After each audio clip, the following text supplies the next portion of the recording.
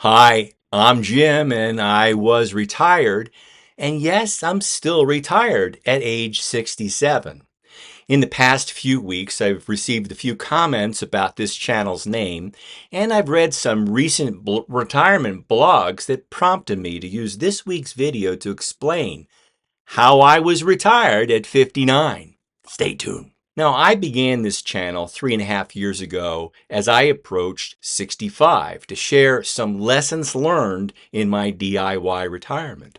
But my retirement journey began as I approached my 59th birthday. I was a senior PR executive for my last employer, and earlier that year, a new CEO began bringing in his own team. So on a Thursday afternoon, I was invited into a conference room and let go. I was given 2 boxes, packed up my personal belongings, and went home. And while driving, I thought about what to tell my wife, Marie. I walked in and told her, I think I'm done. Or as I put it now, I was retired. So in my 40s and 50s, I had paid down debt and maxed out retirement savings options and built up a cash cushion. My retirement plan was to continue working until age 65, but on that road to retirement, I hit a big detour. Yet I knew because I had no mortgage payments, healthy retirement savings, and 3 years of cash in the bank, I would be able to manage it. And what choice did I have, really? I mean, not many employers would take on a 59-year-old white male PR executive. And yes, I did look for a bit.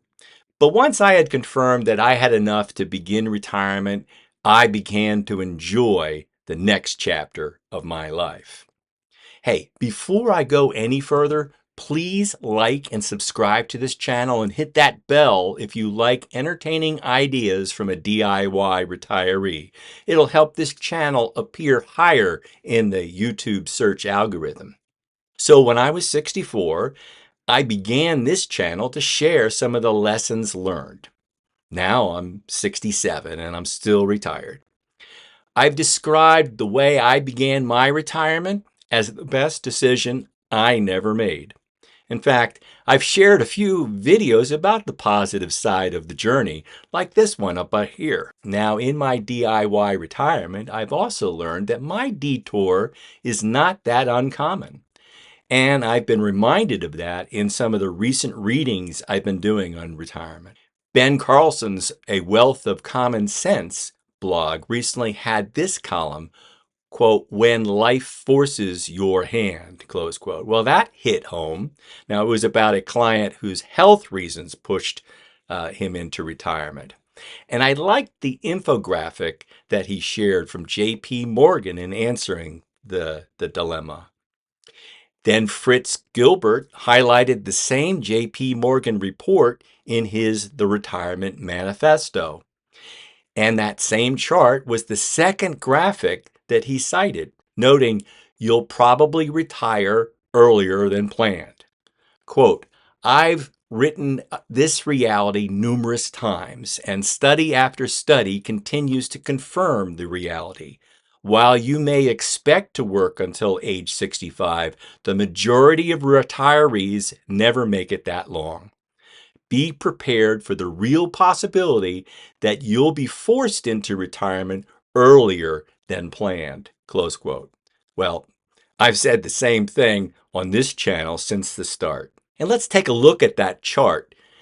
While 68% of the workers think they will retire at age 65 and older, only 31% of the retirees in this survey worked that long. On the right, the reasons for retiring earlier than planned. They include health reasons cited by 35% of the respondents. Change in company and downsizing were cited in 31%. But also look at the bottom of the chart there, some positive reasons. 35% cited could afford to as their reason to retire early. Actually, the whole JP Morgan report is worth a look, and I'll put a link to the report as well as these blog posts that I've cited in the notes below.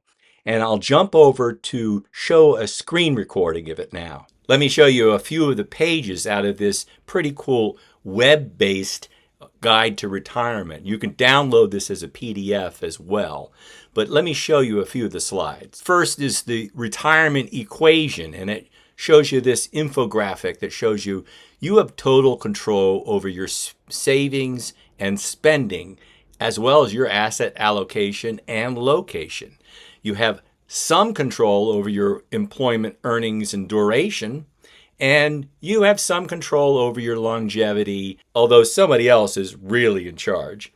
And then out of your control is market returns and tax and benefit policies. This was the next page, and it showed you life expectancy probabilities. And again, this is helpful for somebody who is 65 today to take a look at what the average life expectancy is for women, men, at least one of a couple, and both members of a couple. And keep this in mind as you're planning your retirement. And then there's this slide, which we've seen before. But one of the things in this interface that I wanted to share with you is you can get to, and if you click this down here, you actually get to the slide sources and disclaimers. And for all of their slides, they'll show you something like this, which I thought was pretty cool. The other one I wanted to show you here was of the households that are started retirement ages 60 to 69, 53% describe themselves as partially retired and 47% are fully retired. And then some of the major reasons why people work in retirement: to buy extras, to avoid reducing your nest egg, to make ends meet, and on the positive side, to stay active and involved. They enjoy working. They have a job opportunity they like to do, something else to do. That is also an interesting perspective into why people retire when they retire. Now, here's one more blog from my inbox. New Retirement shared the results of an informal survey on its Facebook page about retirement motivations, and some similar themes arose. The top reason was the same that I just mentioned from the J.P. Morgan report: financial confidence. And yes, that is the happiest and best reason to retire. But their survey also cited other reasons that could detour your road to retirement: a health event or a death of a loved one.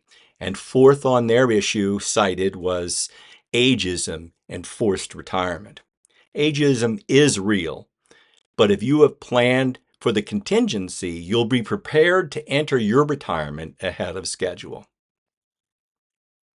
Now, compare those views from actual retirees with the views of BlackRock's CEO Larry Fink, who used his annual letter to investors to say it's time to rethink retirement by having us work longer.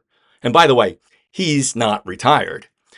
I've put a link to his letter and some of the articles it generated, but here are some details. Here's what he wrote: "No one should have to work longer than they want to. But I do think it's a bit crazy that our anchor idea of the right retirement age, 65 years old, originated from the time of the Ottoman Empire." He goes on: "Humanity has changed over the past 120 years, so must our conception of retirement."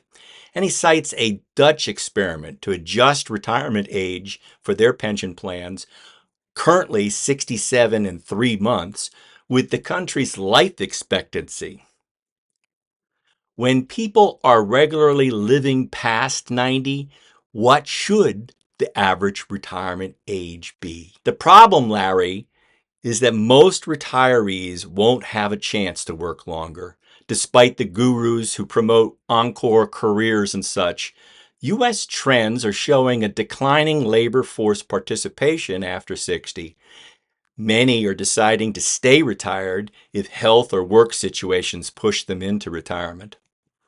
If you're still working in your 50s or 60s, by all means, keep working as long as you want to work. But plan ahead for any detours. Build up a cash cushion.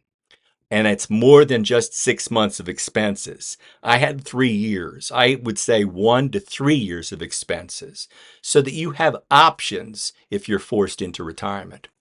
Max out your retirement savings, including catch-up contributions in your 50s and soon to be in your 60s, and reduce debt. And look, if you are paying for a mortgage rate below 3%, by all means, keep on paying it and invest. Just have a plan to pay off your mortgage early in your retirement. I will conclude with my standard warning. I am not a financial planner. I have no initials after my name. So take these as entertaining ideas from one educated consumer to another. Always do your own due diligence and seek out a professional if you need one.